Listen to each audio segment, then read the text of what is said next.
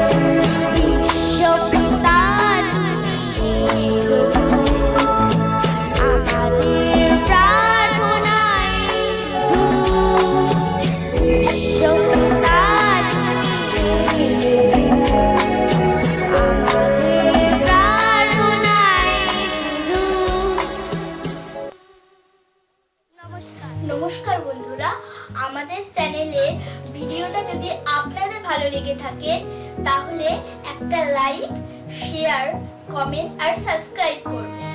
Subscribe করতে bell আইকনে গিয়ে অল বাটনটা ক্লিক করে দেবেন।